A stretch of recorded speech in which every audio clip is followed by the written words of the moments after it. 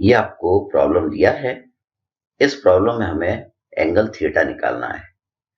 वो थीटा निकालना है जिस थीटा के लिए ये वाला फिगर क्या रहेगा, इक्विलिब्रियम में रहेगा। तो देखिए हम पहले प्रॉब्लम समझते हैं। तो प्रॉब्लम में पहले क्या हुआ था, आपको एक बार पी क्यू दिया था और एक बार आर एस दिया था। आपने इन दोनों को क्या किया था, वेल्ड कर दिया था इस तरीके से और टी सेक्शन बना दिया था। तो ये जो टी बना हुआ है, तो यहाँ पे जो एंगल था वो कितना था, 90 डिग्री रहेगा, ठीक, क्योंकि ये टी है। तो उनने पी क्यू और आर एस का वेट सेम दिया था। कितना, P Q is equal to R S, इनका वेट है 75 न्यूटन और पी क्यू की लंबाई आर एस की लंबाई के जितना है, कितना है, एल मीटर। तो इनिशियल में देखिए पी क्यू और आर एस का वेट इस तरीके से लग रहा था और ये वाला जो फिगर था ये इक्विलिब्रियम में था, इसी तरह का बना हुआ था। ये इक्विलिब्रियम में क्यों था, क्योंकि 75 न्यूटन और ये 75 न्यूटन का मोमेंट पी पॉइंट पे जीरो था, क्योंकि ये दोनों क्या थे, पी पॉइंट से ही पास होके जा रहे थे। तो इस तरीके से इक्विलिब्रियम में था। फिर हमने क्या किया, एस पे एक वेट लटका दिया। कितना लटका दिया, 100 न्यूटन का। अब ये 100 न्यूटन का जो वेट है वो पी पॉइंट पे मोमेंट प्रोड्यूस करने लगा। कैसा मोमेंट प्रोड्यूस करने लगा, क्लॉकवाइज मोमेंट प्रोड्यूस करने लगा। तो ये जो टी बना हुआ था ये इस तरीके से क्लॉकवाइज डायरेक्शन में रोटेट कर गया। क्यों रोटेट करा, इस 100 न्यूटन के वेट के कारण, क्योंकि इसने क्या करने लगा, पी पॉइंट पे मोमेंट प्रोड्यूस करने लगा। तो क्या हुआ, ये इस तरीके से रोटेट करा। ऐसा नहीं होगा कि 100 न्यूटन का वेट लटकाओगे तो ये गोल गोल घूमने लगेगा। ये क्या होगा, थोड़ा सा गोल घूमेगा। कैसा गोल घूमेगा, क्लॉकवाइज गोल घूमेगा और वापस रुक जाएगा। ये कब रुक जाएगा, जब यहाँ पे नेट मोमेंट आपको जीरो मिलने लगेगा। ये तब तक घूमेगा जब तक यहाँ पे क्लॉकवाइज मोमेंट मिलेगा, लेकिन एक समय ऐसा आएगा कि इस पॉइंट पे नेट मोमेंट जीरो मिलने लगेगा, मतलब clockwise moment anti clockwise moment के बराबर हो जाएगा। तो जैसे वो बराबर होगा ये रुक जाएगा। तो हमें क्या निकालना है, थीटा निकालना है कि कौन से थीटा पे इस पॉइंट पे नेट मोमेंट कितना मिलेगा, जीरो। तो यहाँ पे मोमेंट किसके कारण मिल रहा है, 75 न्यूटन, इस 75 न्यूटन और 100 के कारण। तो इन दोनों के कारण हम यहाँ पे नेट मोमेंट जीरो कर देंगे तो हमारा थीटा की वैल्यू फाइंड आउट हो जाएगी।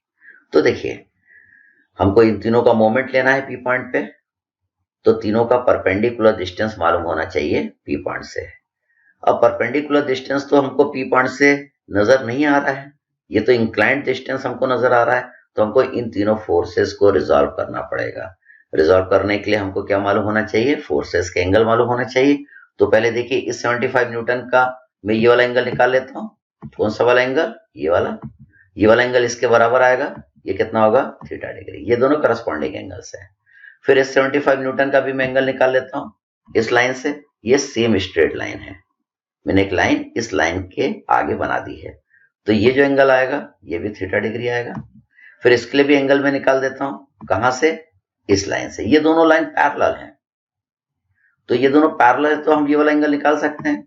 ये एंगल कितना आएगा, इस एंगल के जितना आएगा, ये भी कितना आएगा, थीटा डिग्री। तो ये तीनों थीटा क्या आएंगे, बराबर, वो इस थीटा के बराबर होंगे।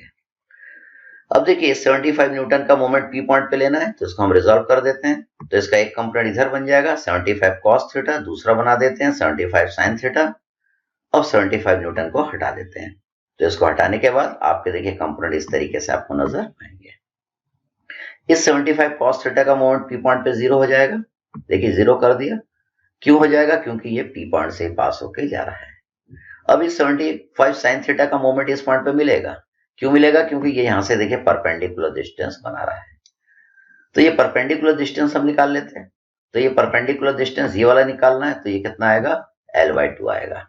L/2 क्यों आएगा, क्योंकि P और Q के बीच की दूरी L है, तो आधा डिस्टेंस L/2 होगा। आधा L/2 क्यों होगा, क्योंकि इसका वेट तो इसके CG पे लगेगा, L/2 डिस्टेंस पे लगेगा। तो देखिए अब 75 साइन थीटा का मोमेंट हम P पे ले सकते हैं, कितना, 75 साइन थीटा इंटू L/2। और इसका मोमेंट देखिए कैसा आएगा, इसका मोमेंट आएगा एंटी क्लॉकवाइज, मतलब ये एंटी क्लॉकवाइज डायरेक्शन में इसको रोटेट करेगा। अब इस 75 न्यूटन का मोमेंट लेना है, इसके दो कंपोनेंट बना लीजिए, 75 कॉस थीटा और इसका दूसरा बना लिया 75 साइन थीटा। इसको रिजॉल्व क्यों करा, क्योंकि ये भी यहां से परपेंडिकुलर डिस्टेंस नहीं बना रहा था। अब 75 न्यूटन को हमने हटा दिया। हटाने के बाद देखिए आपको फोर्सेस इस तरीके से नजर आएंगे। तो इन दोनों फोर्सेस का मोमेंट पी पॉइंट पे लेना है, तो 75 cos थीटा का तो मोमेंट पी पॉइंट पे 0 हो जाएगा। क्यों हो जाएगा? क्योंकि ये देखिए पी पॉइंट से पास होके जा रहा है। 75 साइन थीटा का मोमेंट मिलेगा, तो इसके लिए देखिए ये मिल गया परपेंडिकुलर डिस्टेंस। तो इसके लिए देखिए परपेंडिकुलर डिस्टेंस से पूरा कितना होगा, ये एल के जितना होगा, क्योंकि ये पी क्यू की लंबाई दिया हुआ है, कितना दिया, एल मीटर। अब 75 साइन थीटा का मोमेंट जब पी पे आप लिखेंगे तो आप लिखेंगे 75 साइन थीटा इंटू एल, और इसका मोमेंट देखिए कैसा आएगा, इसका भी एंटी क्लॉकवाइज, मतलब ये भी इसको एंटी क्लॉकवाइज डायरेक्शन में घुमाएगा। अब 100 का मोमेंट पी पॉइंट पे लेना है, तो 100 के देखिए हम दो कंपोनेंट बना लेते हैं, क्योंकि 100 यहां से परपेंडिकुलर डिस्टेंस नहीं बना रहा है। तो देखिए 100 के दो कंपोनेंट, 100 कॉस थीटा, और 100 का देखिए मैंने दूसरा बनाया 100 साइन थीटा। अब ये 100 को मैंने हटा दिया। इसको हटाने के बाद देखिए आपको ये इस तरीके का नजर आ रहा है। अब ये जो 100 साइन थीटा है, इसका मोमेंट पी पॉइंट पे लेना है, तो ये क्या होगा, 100 साइन थीटा को हम पीछे की ओर एक्सटेंड कर लेंगे। ये जो 75 साइन थीटा है और 100 साइन थीटा दोनों एक ही लाइन में है, तो इन दोनों के लिए जो परपेंडिकुलर डिस्टेंस होगा, दोनों के लिए कितना रहेगा, एल रहेगा। और इसका मोमेंट भी देखिए पी पॉइंट पे आपको कैसा नजर आ रहा है, इसका मोमेंट भी पी पॉइंट पे एंटी क्लॉकवाइज नजर आ रहा है। ये भी क्या करेगा, इस टी सेक्शन को एंटी क्लॉकवाइज डायरेक्शन में घुमाएगा। अब ये 100 cos थीटा का मोमेंट हमको पी पॉइंट पे लेना है, तो 100 cos थीटा का मोमेंट पी पॉइंट पे लेने के लिए हम क्या करेंगे, इसको हम पीछे की ओर एक्सटेंड कर लेंगे। देखिए इसको मैं पीछे की ओर बढ़ा रहा हूं। हम किसी भी फोर्स को पीछे भी बढ़ा सकते हैं, आगे भी बढ़ा सकते हैं, लेकिन उसका डायरेक्शन चेंज नहीं कर सकते हैं। अब हमने इसको पीछे बढ़ा दिया। जब आप पीछे बढ़ा देंगे तो पी से आपको क्या रहेगा, एक परपेंडिकुलर डिस्टेंस मिलने लगेगा। ये देखिए आपको परपेंडिकुलर ये मिलने लगेगा। ये परपेंडिकुलर डिस्टेंस कितना होगा, ये परपेंडिकुलर डिस्टेंस इस डिस्टेंस के बराबर होगा। कौन से डिस्टेंस, क्यू और एस के बीच का डिस्टेंस। तो आर से एस के बीच की जो दूरी है वो तो एल है, तो ये तो आधा होगा क्यू से एस के बीच का डिस्टेंस। तो ये डिस्टेंस कितना आ जाएगा, L/2 आ जाएगा। अब आप 100 cos थीटा का मोमेंट पी पे ले सकते हैं, कितना, 100 cos थीटा इंटू L/2। और इसका मोमेंट देखिए किस तरीके का आ रहा है, इसका मोमेंट आ रहा है क्लॉकवाइज, मतलब ये खाली क्लॉकवाइज घुमा रहा है, और ये तीनों कैसे घुमा रहे हैं, एंटी क्लॉकवाइज। तो मैं क्या कर रहा हूं, clockwise moment minus anti clockwise moment equal to 0 कर रहा हूं। क्यों कर रहा हूं, क्योंकि ये वाला फिगर इक्विलिब्रियम में है। आप ऐसा भी कर सकते थे, anti clockwise moment minus clockwise moment equal to 0, तब भी थीटा आ जाता। आप ऐसा भी कर सकते थे कि ये फिगर इक्विलिब्रियम में है, तो clockwise moment equal to anti clockwise moment. तो देखिए मैंने इक्वेशन बना दी, तो हमारी ये इक्वेशन बन गई। अब इस इक्वेशन को हम सॉल्व कर लेंगे। इसको सॉल्व करने के लिए हम क्या करेंगे, कॉस थीटा वाली टर्म एक साइड रख लेंगे और साइन थीटा वाली टर्म दूसरे साइड रख लेंगे। तो क्या होगा, आपके एल सारे कट जाएंगे।